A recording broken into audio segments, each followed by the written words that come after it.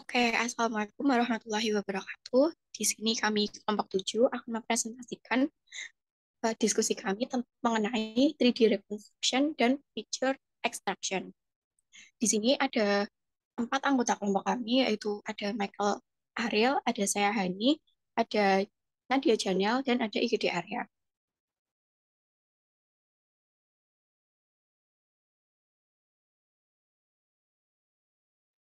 Di sini kami akan mempresentasikan hasil diskusi resume jurnal kami yang berjudul Improve 3D Modeling Using Multistage Picture Extraction and Matching yang dapat di diakses pada sumber di bawah ini.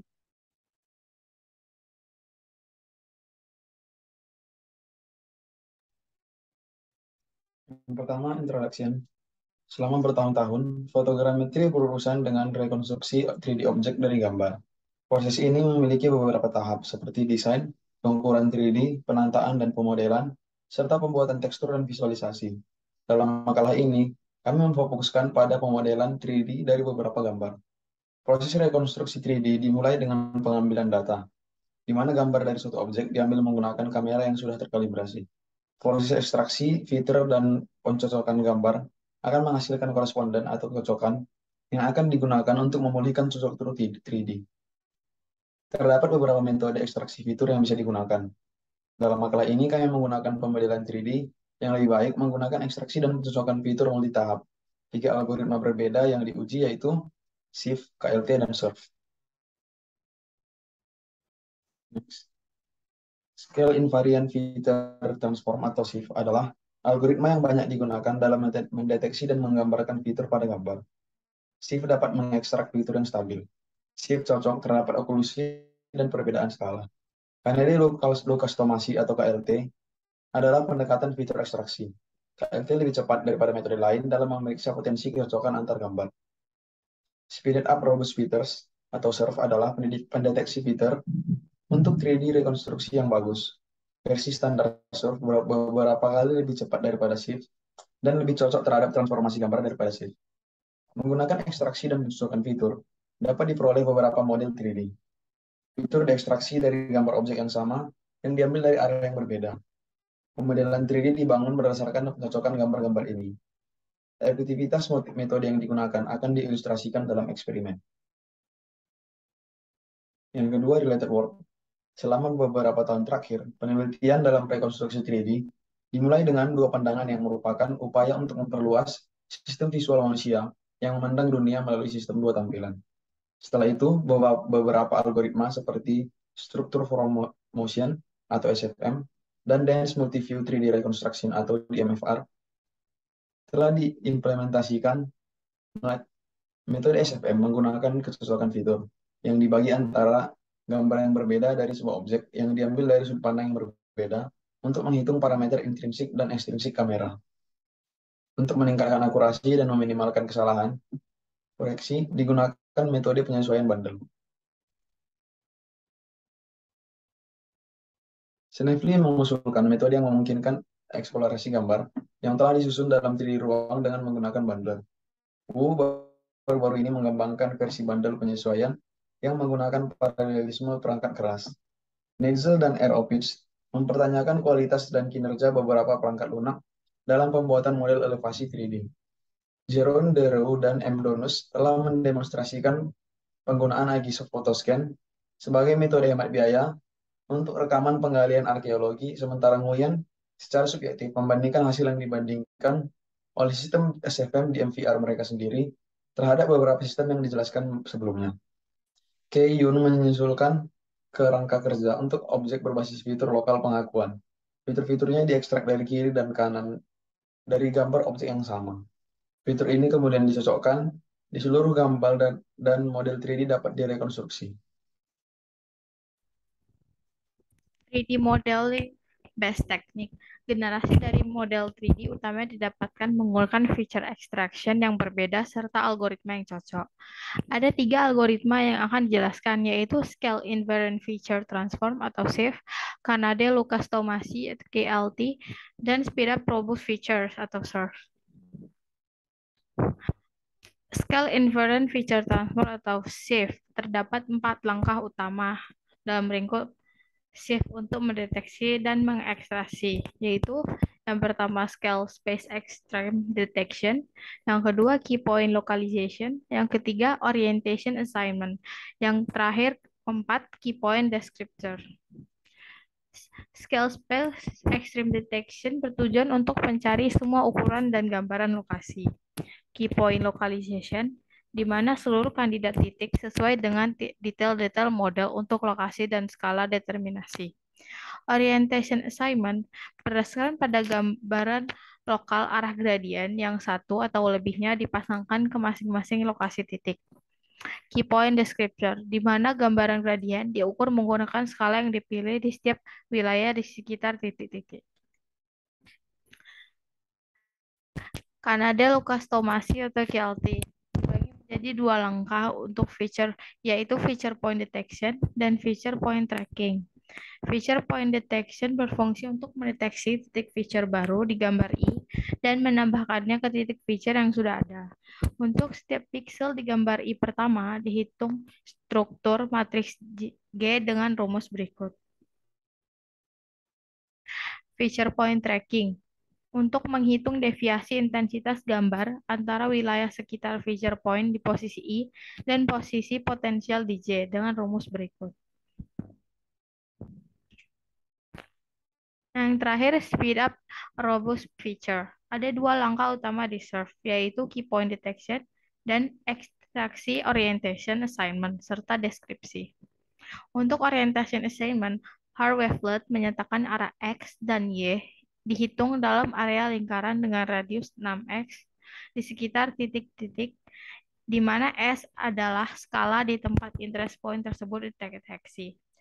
Yang termasuk dalam deskripsi adalah membuat area persegi yang bertitik tengah di interest point dan berorientasi dengan orientasi yang telah dipilih.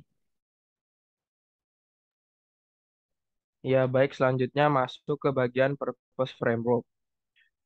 Umumnya, objek point cloud yang diperoleh dengan menggunakan teknik dari pemindaian laser tidak dapat memenuhi persyaratan aplikasi.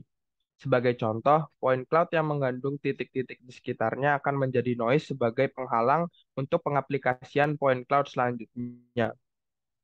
Untuk memenuhi persyaratan aplikasi, diperlukan 4 langkah yang perlu dilakukan, yaitu pertama, pre-processing point cloud yang memiliki tujuan untuk menghasilkan model point cloud dengan kualitas tinggi untuk disiapkan pada proses selanjutnya.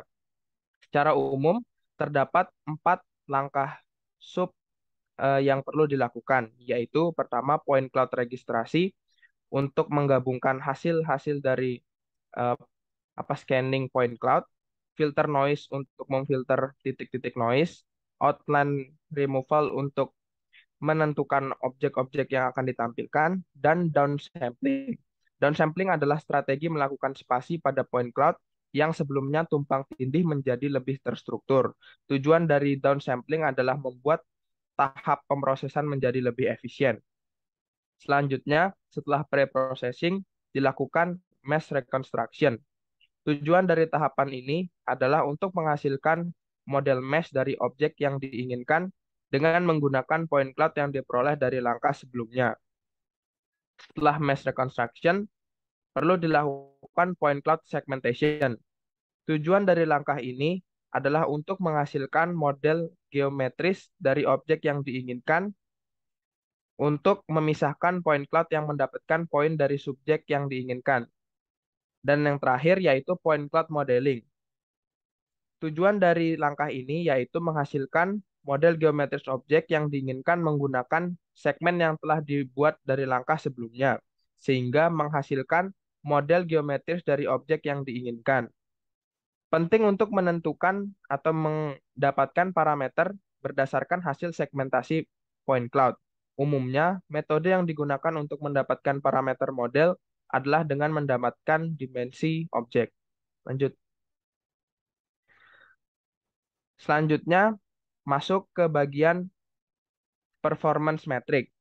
Pada tahap ini, kita melakukan evaluasi melalui perhitungan olah data hasil pengukuran kinerja. Nah, Dalam melakukan evaluasi, terdapat parameter atau nilai-nilai yang perlu kita tentukan sebagai bahan evaluasi.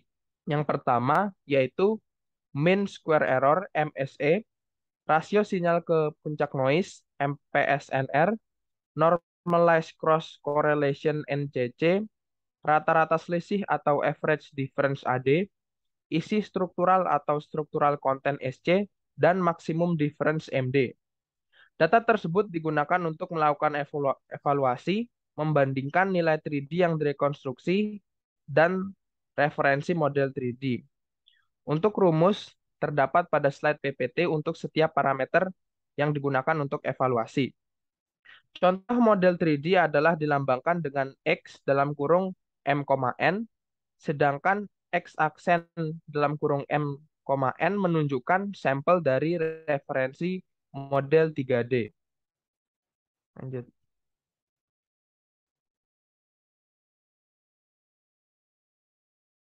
Yang terakhir ada experimental result. Jadi peneliti melakukan percobaan menggunakan 3 sampel gambar RGB dari suatu objek dengan resolusi 150 200 kali 3. Jadi di sini peneliti menggunakan objek berupa box hijau. Ada 3 metode yang dapat dilakukan untuk membuat model objek 3D. Antara lain, seperti yang telah dijelaskan tadi, yang pertama ada using multi-stage shift algorithm, yang kedua ada using multi-stage KLP algoritma, dan yang terakhir ada using multi-stage surf algoritma. Jadi di sini peneliti menggunakan 3 input gambar dan berikut hasil outputnya. Next. Dalam pembangunan model 3D, ada beberapa performance matrix yang dipertimbangkan seperti yang telah dijelaskan sebelumnya, yaitu ada MSE, PSNR, NCC, ADSC, SC, dan MD. Yang pertama MSE adalah mean square error atau nilai kualitas dari measurement. Jadi jika nilai MSE itu tinggi, maka image-nya itu mempunyai kualitas yang jelek atau buruk. Yang kedua ada PSNR. Jika nilai PSNR atau peak signal to noise ratio ini tinggi, maka nilainya baik. Begitu juga dengan NCC atau normalized cross correlation. Jika nilai NCC tinggi, maka kualitas dari model 3D-nya baik. Untuk AD, SC, dan MD, jika nilainya tinggi, maka kualitas model 3D-nya buruk. Yang pertama ini ada experimental result menggunakan using multi-stage shift algoritma. Algoritma shift ini digunakan untuk ekstraksi dan pencocokan fitur, dan dikatakan sebagai algoritma yang paling baik digunakan untuk membuat model 3D. Jadi ada 2 model yang dihasilkan dengan menggunakan algoritma shift. Yang pertama model 1 dan yang kedua ada model 2. Dari hasil pembuatan model 3D ini dihasilkan model 3D 2 lebih baik daripada model 3D yang pertama karena nilai MSE, ADSC, dan MD memiliki nilai yang lebih kecil dibanding model pertama, dan matriks PSNR serta NCC memiliki nilai yang lebih tinggi dibandingkan model yang pertama. Next.